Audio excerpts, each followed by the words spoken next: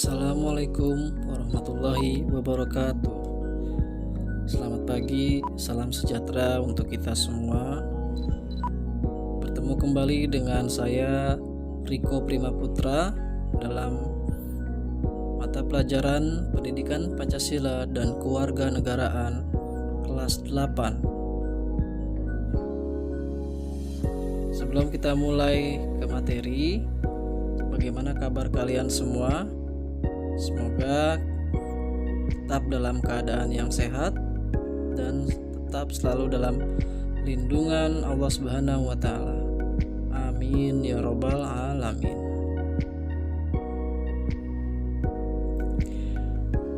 Pada pembelajaran jarak jauh Pendidikan Pancasila dan Kewarganegaraan, kita harus mengetahui dulu kompetensi inti dan kompetensi dasar yang harus dicapai. Kompetensi inti yaitu memahami dan menerapkan pengetahuan baik faktual, konseptual, dan prosedural berdasarkan rasa ingin tahunya tentang ilmu pengetahuan, teknologi, seni, budaya terkait fenomena dan kejadian tampak mata.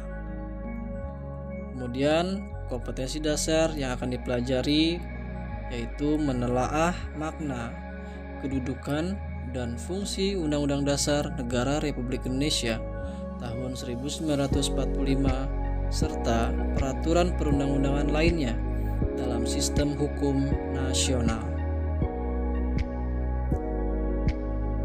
Apakah kalian sudah siap? Sebelum kita mulai, kalian boleh mempersiapkan alat tulis kalian dan buku catatan untuk mencatat hal-hal penting dalam presentasi atau PowerPoint ini. Dan juga di dalam PowerPoint ini ada tugas-tugas yang harus dikerjakan. Kemudian kalian serahkan melalui Google Classroom.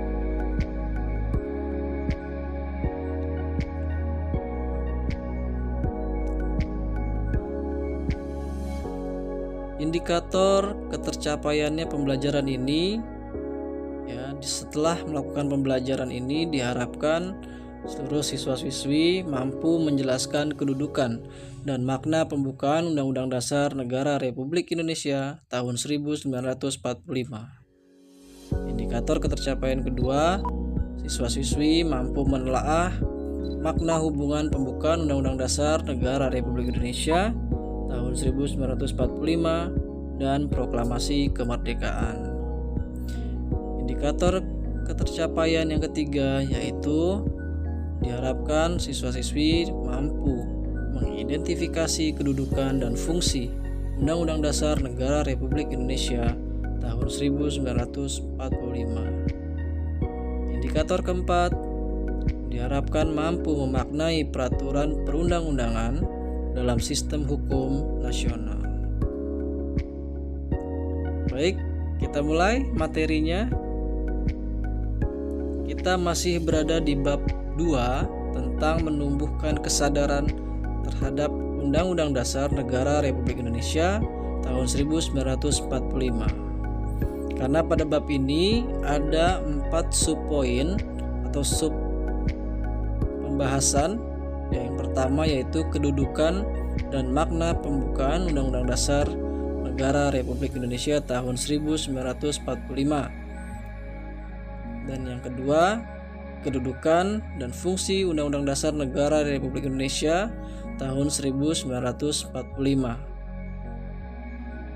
Dua sub pembahasan ini sudah kita pelajari di awal pembelajaran jarak jauh sebelum penilaian tengah semester yang lalu. Maka pada kesempatan PJJ hari ini kita akan membahas yang ketiga, yaitu adalah peraturan perundang-undangan dalam sistem hukum nasional.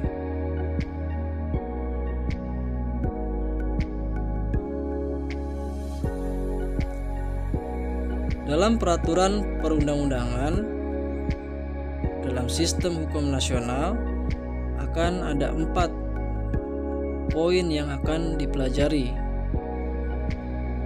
Yang pertama adalah pengertian tentang sistem hukum. Kedua, pengertian sistem hukum nasional. Ketiga, makna Undang-Undang Dasar 1945 dalam sistem hukum nasional. Yang keempat, kedudukan peraturan perundang-undangan dalam hukum nasional. Tapi pada kesempatan PJJ ini kita akan membahas yang nomor 1 dan nomor 2 terlebih dahulu, yaitu tentang pengertian sistem hukum dan pengertian sistem hukum nasional.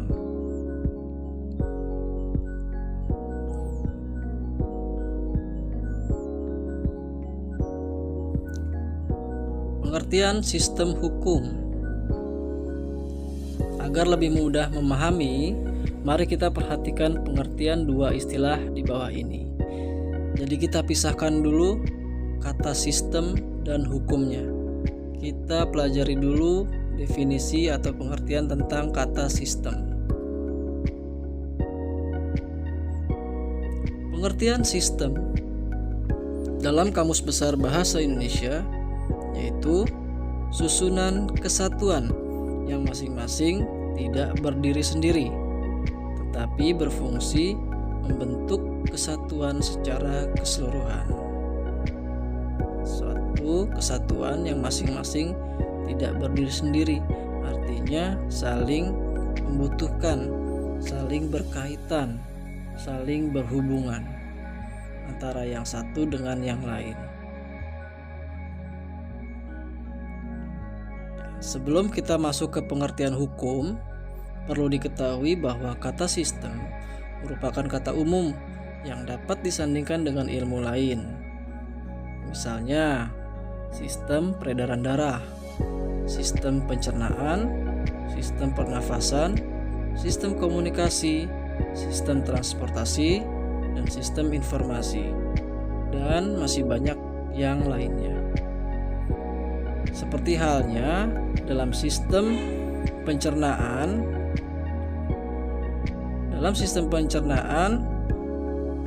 merupakan suatu rangkaian bagian-bagian di tubuh kita yang saling mendukung satu sama lainnya, di mana kita memasukkan makanan melalui mulut, kemudian melalui tenggorokan, kemudian masuk ke lambung, kemudian diolah dalam usus, dan seterusnya. Bagian-bagian itulah yang dikatakan saling berhubungan, saling mendukung satu sama lain. Itu sekedar contoh. Nah, pada pembahasan di pendidikan Pancasila dan kewarganegaraan, kita akan membahas tentang sistem hukum. Jadi, kata sistemnya sudah jelas ya. Suatu kesatuan yang masing-masing tidak berdiri sendiri, tapi berfungsi membentuk kesatuan secara keseluruhan.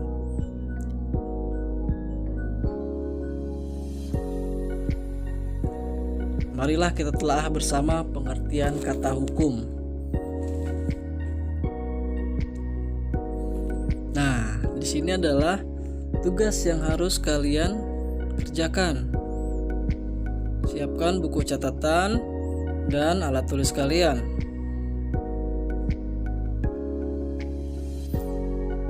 Baca instruksinya baik-baik. Carilah pengertian atau definisi hukum menurut beberapa tokoh ilmuwan atau tokoh hukum di bawah ini.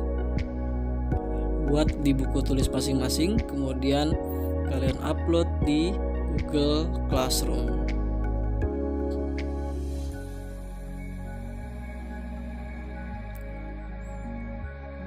Ya, ini adalah tugas kalian, di mana kita mau mencari definisi hukum atau pengertian hukum. Di sini sudah dicontohkan yang pertama, menurut tokoh atau ahli hukum yaitu Ahmad Ali.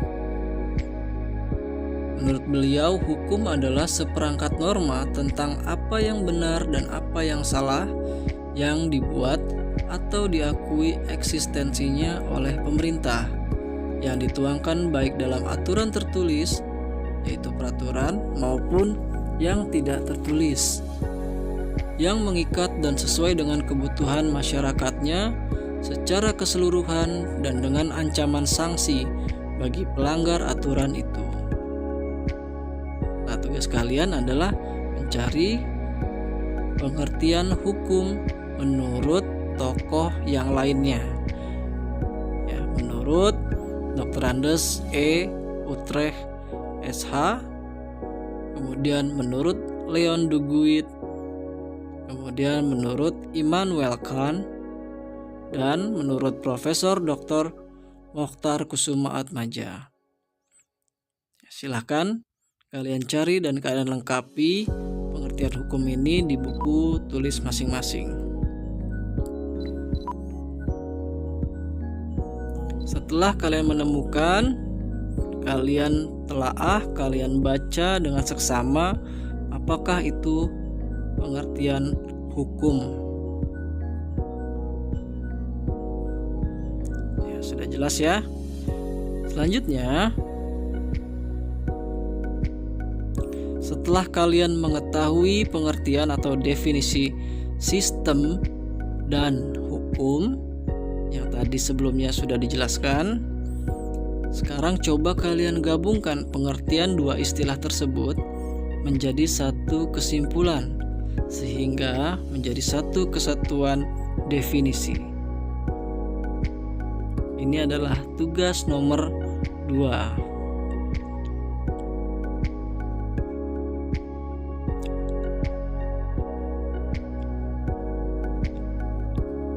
Sistem hukum adalah, tulislah kesimpulan atau pengertian yang kalian temukan dari pengertian sistem dan hukum. Kemudian kalian gabungkan kalimat-kalimat tersebut menjadi satu kesatuan definisi.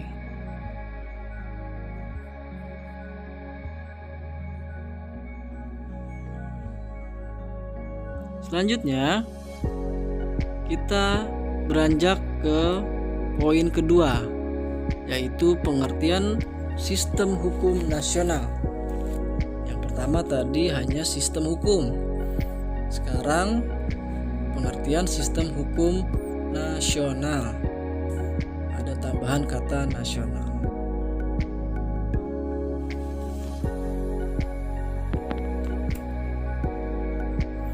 Setelah kalian mengetahui definisi tentang sistem hukum, nah sekarang menjadi lebih mudah nih untuk memahami apa yang dimaksud dengan sistem hukum nasional. Kata nasional di sini mengartikan bahwa berlaku untuk di dalam negara Republik Indonesia secara menyeluruh. Ya, tinggal digabungkan saja pemahaman kita tentang sistem hukum nasional. Maka yang dimaksud dengan sistem hukum nasional adalah suatu kesatuan hukum atau peraturan-peraturan yang saling berkaitan pada tiap-tiap unsur hukumnya yang berlaku dalam kehidupan berbangsa dan bernegara. Ya, perhatikan di sini pengertian sistem hukum nasional, suatu kesatuan hukum yang saling berkaitan pada tiap-tiap unsur hukumnya. Karena selanjutnya kita akan membahas apa itu unsur hukumnya. Dalam sistem hukum nasional, Undang-Undang Dasar 1945 berkedudukan sebagai hukum dasar atau hukum tertinggi bagi hukum atau peraturan perundangan yang lainnya, atau dapat pula dikatakan Undang-Undang Dasar 1945 itu adalah sumber hukum. Ya, di materi sebelumnya, sebelum penilaian tengah semester yang lalu sudah dibahas tentang kedudukan Undang-Undang Dasar 1945.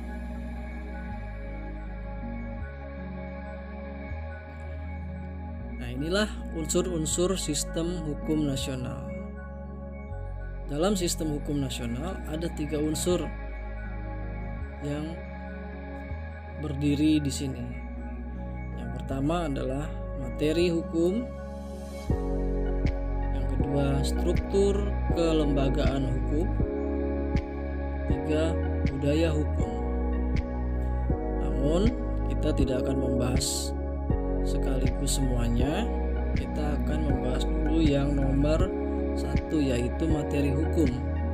Karena tentang materi hukum ini ada 3 poin.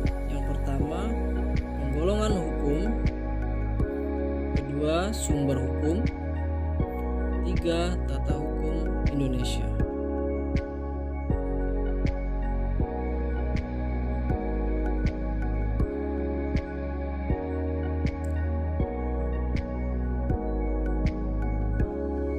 Materi hukum, kita masuk ke bagian yang pertama, yaitu penggolongan hukum. Nah, di sini sudah ada perintahnya, lengkapi tabel ini. Artinya ini adalah tugas untuk kalian, yaitu tugas nomor 3. Instruksinya adalah kalian mencari penggolongan hukum menurut tabel ini, ya, karena penggolongan hukum ada 7 yang harus dikelompokkan. Hukum menurut sumbernya, contohnya di situ ada hukum undang-undang. Nah, kemudian masih ada 4 lagi yang belum ditulis, itu yang harus kalian cari di sini. Kemudian penggolongan hukum menurut bentuknya ada 2. Kemudian hukum menurut wilayah berlakunya. Saya contohkan di sini ada hukum nasional. Kalian cari 3 poin lagi. Ini dihitamkan supaya tidak terlibat.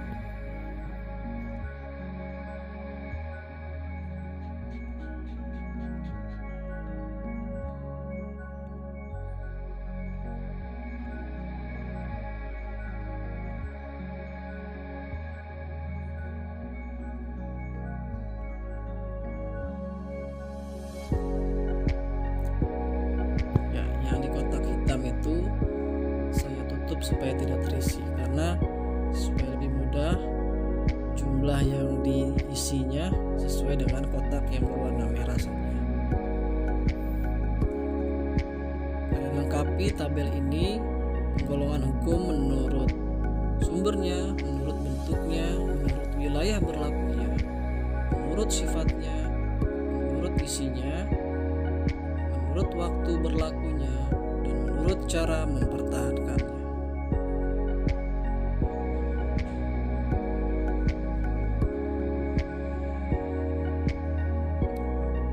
Kemudian yang bagian kedua setelah penggolongan hukum, yaitu sumber hukum.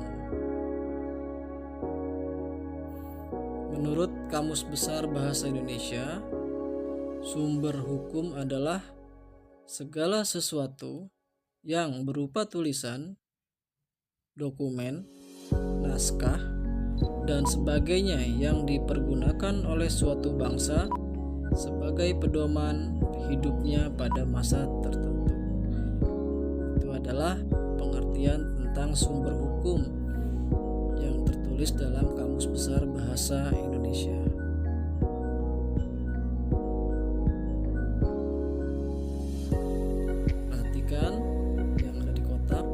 Sumber hukum adalah segala hal yang menimbulkan aturan-aturan berkekuatan hukum. Jika dilanggar akan dikenakan sanksi tegas dan nyata. Sumber hukum terbagi 2. Yang pertama, sumber hukum material. Yang Yang kedua, sumber hukum formal. Silakan kalian catat terlebih dahulu. Sumber hukum terbagi menjadi dua. Ada sumber hukum material dan sumber hukum formal. Sudah? Selanjutnya, apa itu sumber hukum material dan apa itu sumber hukum formal? Ini mudah, bisa dicari. Kalian boleh Google atau membuka googling ya, pencarian. Ini adalah tugas untuk kalian, tugas nomor 4. Carilah pengertian tentang sumber hukum material dan sumber hukum formal.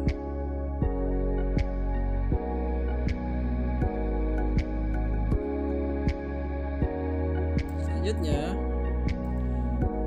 bagian ketiga dari materi hukum, yaitu adalah tata hukum Indonesia.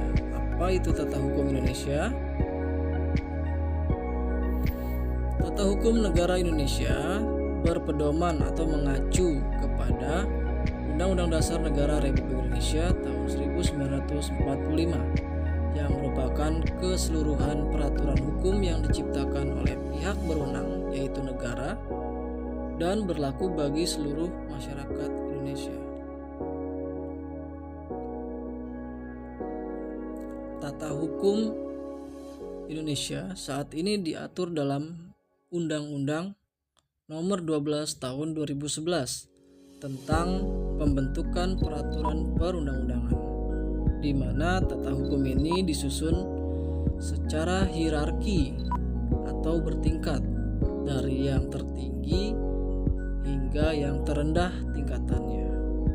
Ya, jadi kalau mendengar kata tata hukum berarti penataan, gitu ya, penyusunan, itu yang dikatakan tata hukum Indonesia. Ya, bagaimana hukum peraturan yang ada, yang berlaku disusun agar tidak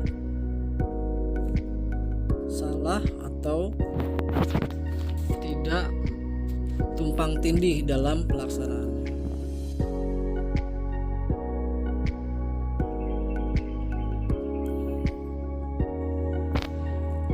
Apa saja sih hukum-hukum atau peraturan-peraturan yang ada di negara Indonesia? Kita cari bersama ya. Carilah tata urutan perundang-undangan nasional berdasarkan atau yang ada di pasal 7 Undang-Undang Nomor 12 Tahun 2011 tentang pembentukan peraturan perundang-undangan. Kalian bisa cari di Google, kalian ketik pasal 7 Undang-Undang Nomor 12 Tahun 2011. Nanti akan keluar